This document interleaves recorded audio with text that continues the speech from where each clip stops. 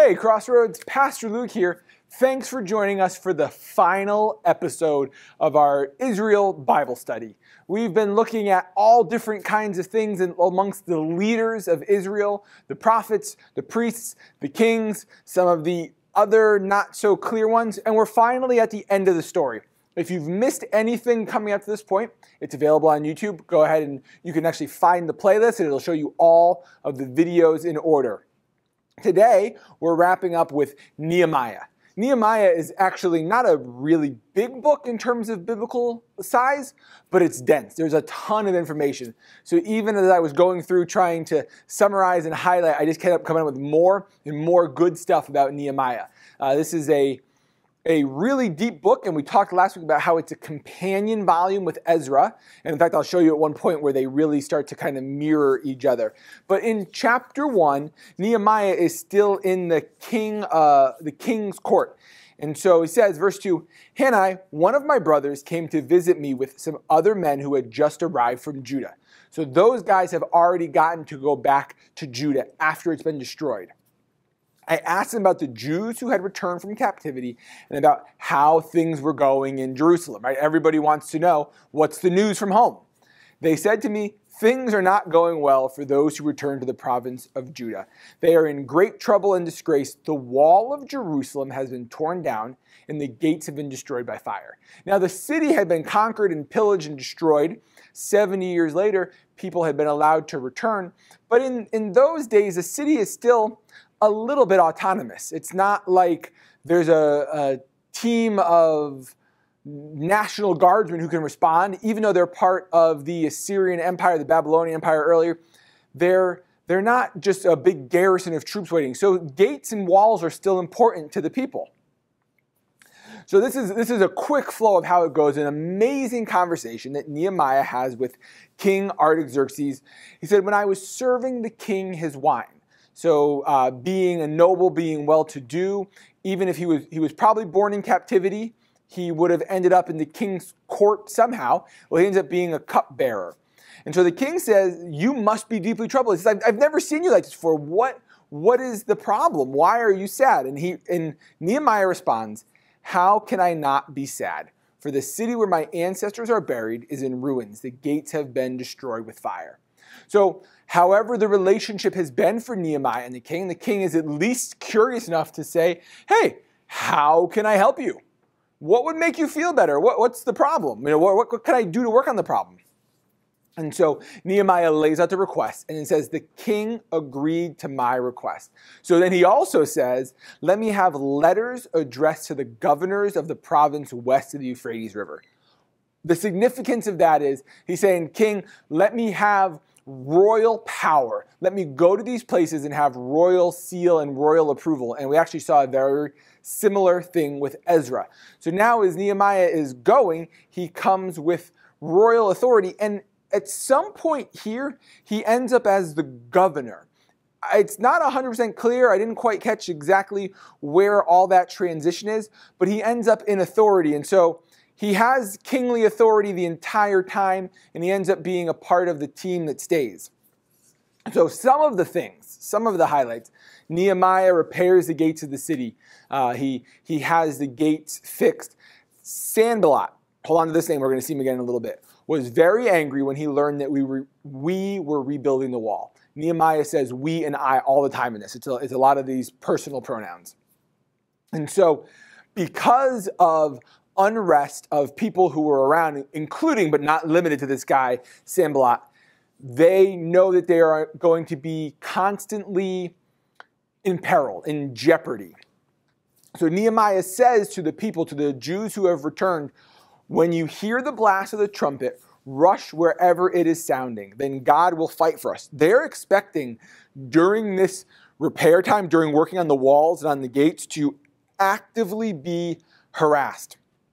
And again, they're far from the center of the empire. They're kind of a edge of the empire thing. It's a little more rustic. It's a wild, wild west kind of a vibe in that, hey, here come the raiders. All the lawmen are fighting them off. There's not this well-established culture. So we worked early and late from sunrise to sunset, and half the men were always on guard. Right? They were constantly guarding. And Nehemiah goes on to say how they wore their swords everywhere to get water. Everything they did, they were constantly ready to defend. So he continues, I myself, as well as my brothers and my workers, have been lending the people money and grain. He's now speaking to an assembly of the Jews who are back. But now let us stop this business of charging interest. What we have is Nehemiah, he's working on the infrastructure, gates and walls, protection of homes. But he's not only concerned about those things. He's actually concerned about the infrastructure of the nation as a whole. He's concerned about the food and the food rationing and the land and all of these things. So he says to these people assembled at the city gates, which is a place where they would often do business, you must restore their fields, they being the poor of Israel, their vineyards, their olive groves, and homes to them this very day, and repay the interest you charge when you lent them money, grain, new wine, and olive oil. Essentially, what the poorer folks say to Nehemiah is, how can we start to put this place back together? How can we prosper? Our own brothers are taking advantage of us because we're still poor and they're still rich. And so Nehemiah says, for the entire 12 years that I was governor of Judah, from the 20th year to the 32nd year of the reign of King Artaxerxes, neither I nor my officials drew our official food allowance. That food allowance would have come from tax from the people. So Nehemiah is here. He is committed. He's trying to restore his own people. He's doing it on his own as well. He is a part. So the gates actually get fixed pretty quickly. Another one of these really factual things were chapters 6 and 7. So on October 2nd, we don't get a lot of firm dates in the Bible, but Nehemiah gives them to us. The wall was finished just 52 days after we had begun. They had people repair the wall near where they live. So they are motivated to properly repair the wall. And after the wall was finished, I had set up the doors and the gates. The gatekeepers, the singers, and the Levites were appointed. I love how Nehemiah puts these guys together. The gatekeepers, people who keep the city safe, the singers, meaning for the temple, and the Levites to do all the stuff. These are all interconnected.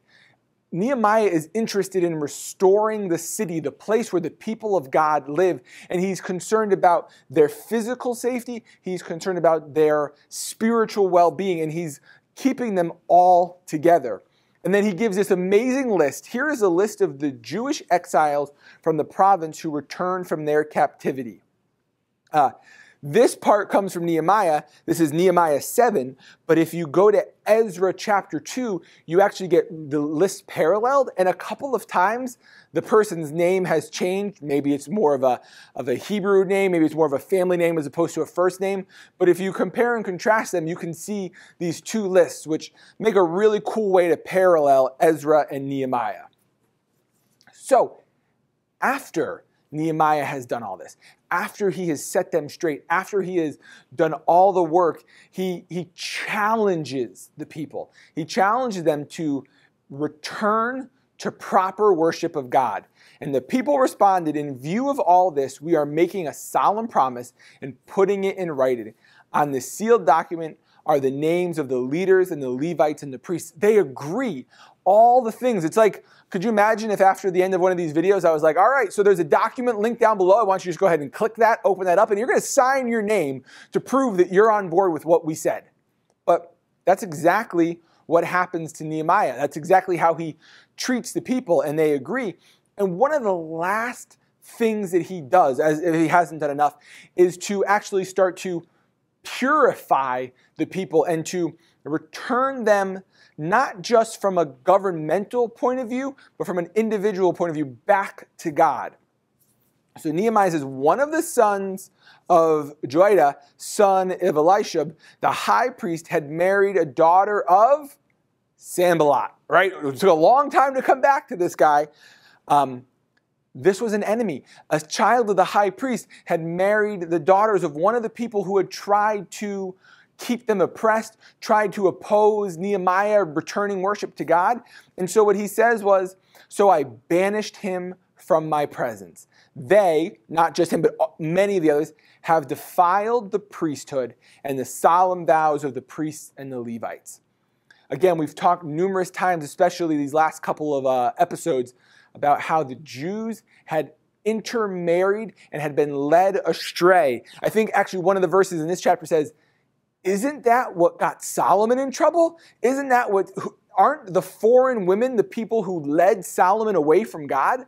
There's a connection back a couple of hundred years at least to the same problem coming around again and again. And so one of the last verses in Nehemiah, so I purged out everything foreign and assigned tasks to the priests and the Levites, making certain that each knew his work.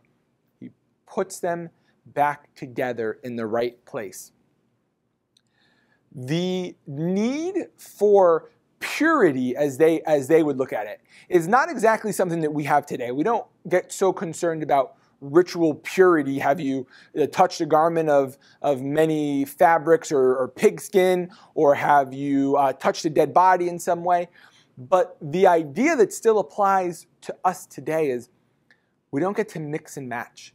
We don't get to grab a little of this, and shove it all together and call this something acceptable to God. There is still today a requirement that we would be committed and dedicated to God, that our hearts would follow only after Him.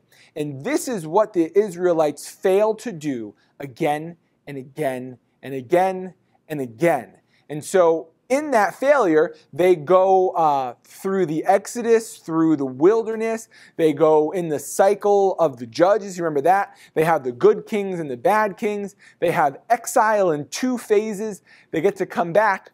So we're about to hit, and this is really the end. This is the last slide of the whole thing. We're about to hit what we call the intertestamental period. And the cycle of the Jews goes about the same way. So it's 400 years-ish after Malachi, really until the start of the New Testament. And the only thing that's really of note, or at least that I'm specifically familiar with, is at some point they do rebel and they do become independent again. And I believe that they kind of reinstitute the sacrifices, they rededicate the temple, they reaffirm themselves to God. And so this is under the Hasmonean dynasty. You might recognize some of those guys' names, but there's a brief time of independence from any rule by anyone. And Rome at one point even recognizes the independence of this Jewish state. Then of course they end up getting conquered by Rome yet again. And that cycle happens a whole nother round. But this time, when we hit the New Testament, they're still expecting another round. They're still expecting a Judas Maccabee, who was the last guy. They're still expecting another king, a Moses. They're still waiting for the Messiah. But this time it's Jesus who is the Messiah, who doesn't come with sword and shield, but who comes as a spiritual rescuer. But all of that is a fantastic topic for another day. Next week, we're going to have an interview series, something a little bit different, and we'll get back to a Bible study in the not too distant future. We'd love to hear any feedback from you. Please feel free to post it below or let me know in person. But let me close our time for the last time in prayer. Lord Jesus, thank you for this series, this opportunity to study your word and your people, the things that you have done. God, I pray that you would help us. God, we have cycles of our own. We have times where we are high and low with you, when we are near and far. God, I pray that we would draw back to you. God, that we would consider spiritual purity, dedication to you, something to strive for. I pray that you would show us where we have strayed. Show us the areas that we can improve on.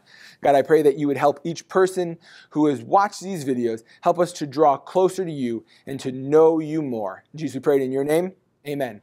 God bless you, Crossroads. I'll see you in the next show.